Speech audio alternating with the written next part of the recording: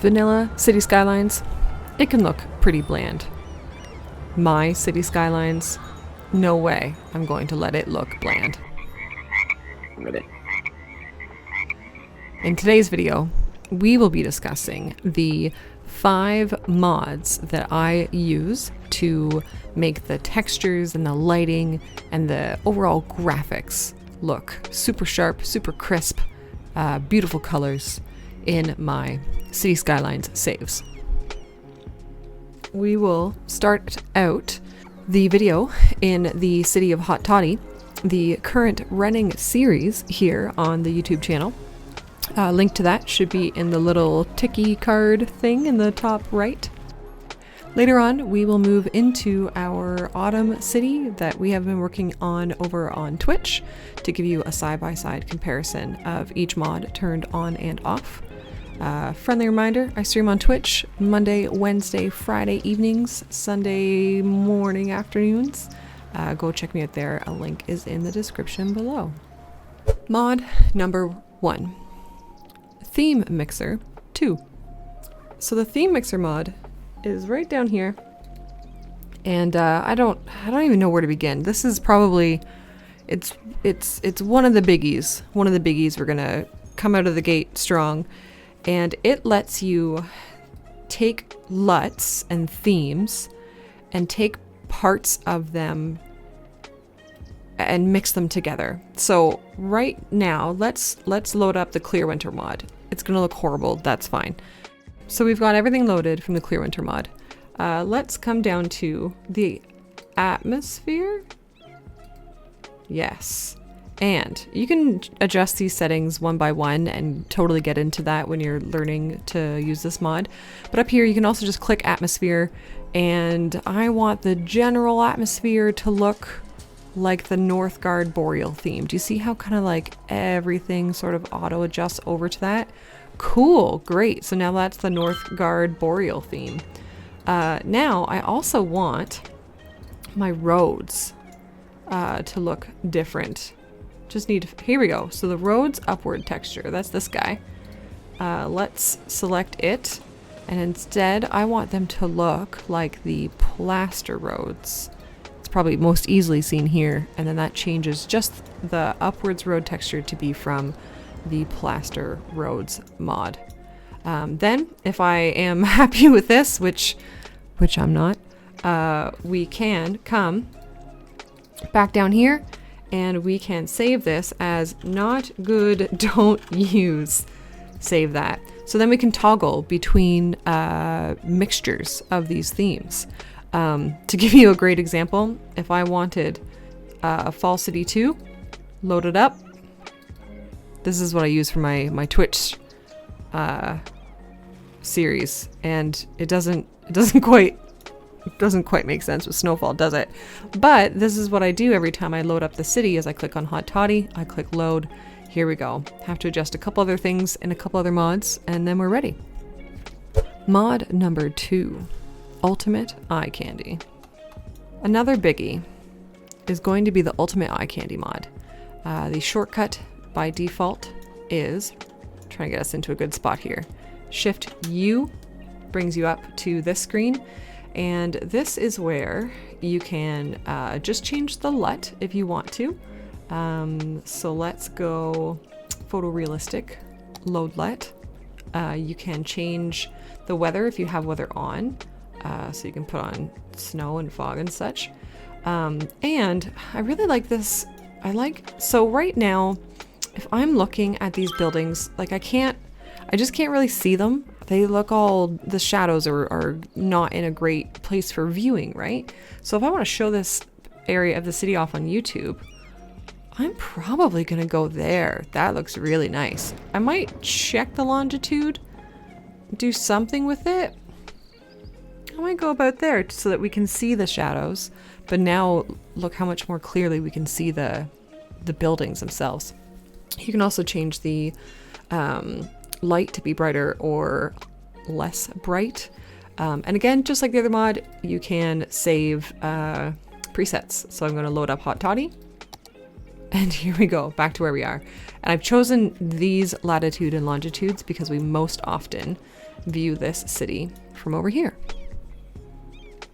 Mod number 3, Relight. So Relight, the keyboard shortcut, Shift-Alt-L. I will admit, little tricky to remember. I'm sure you can change it. It took me a while to learn this one. What I really, really like Relight for, because consider that I'm doing a winter theme city on YouTube and I'm doing a fall theme city on Twitch. So my winter theme, funny enough, just to show off one of the big features, take temperature here. If I wanted this to be cold like winter, I just move it to the left and see it makes everything blue and actually a little bit difficult to look at, which is why I don't have it set that way. But if I want this to be a very warm feeling, it almost looks like it's gone through a filter, like one of those gross Instagram filters. So this is a very obvious thing that you can do with the Relight mod. And yeah, it does what it says on the tin, right? So brightness we can bring up. Actually, that looks really good. It just might be a little bit too bright. I would probably play like this. I probably would not record like this. Same thing with the gamma. Actually, you could get really spooky with this. There's just so much you can do. You can change the sun temperature. Oh, look that's like a little bit more subtle.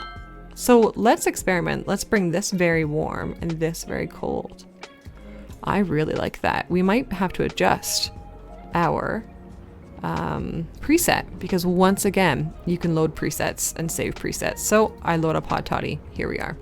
Mod number 4, Daylight Classic.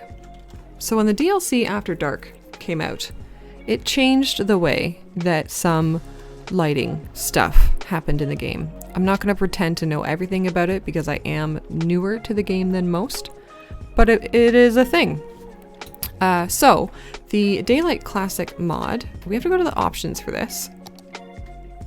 Go to Daylight Classic, and it allows you to bring various parts to the classic mode, which would be the way that it used to be before After Dark. So we can go all classic, take a look at it. So if this was loaded in the old vanilla, that's what this would look like.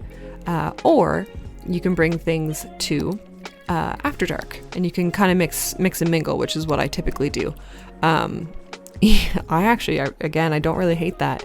It's so funny. You can choose your preset, you can finagle it a million times, and then you just find other ways to work with it.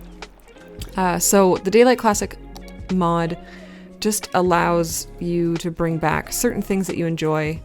Now I don't remember what I used to use. Mod number 5, Ultimate Level of Detail.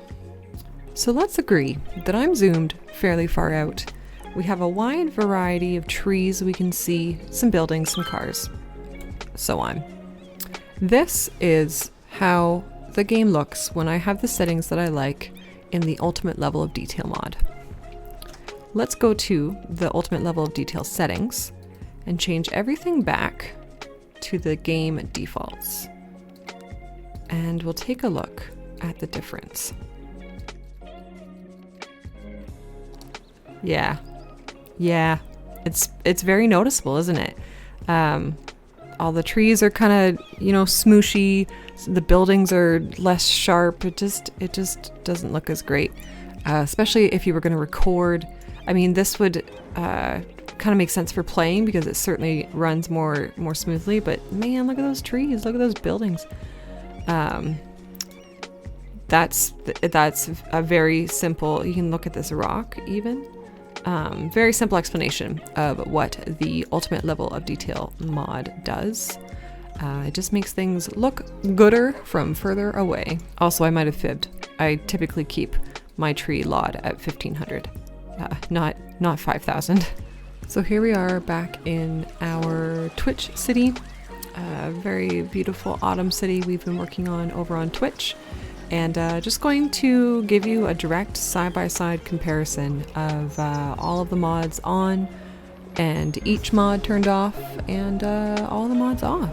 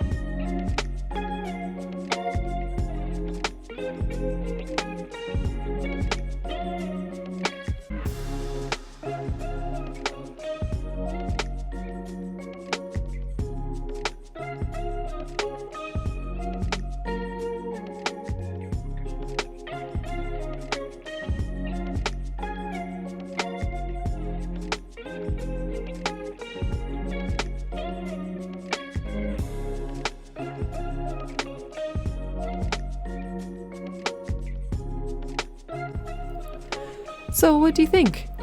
Can you tell the difference when you turn kind of each mod on and off, and what good qualities and they bring to the table?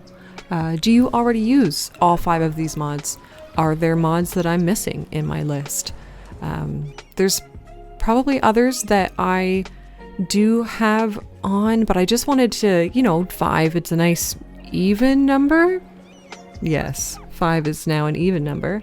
It's a nice even number just to show off, and I really like these 5 mods. They've done loads for making my cities look great on camera.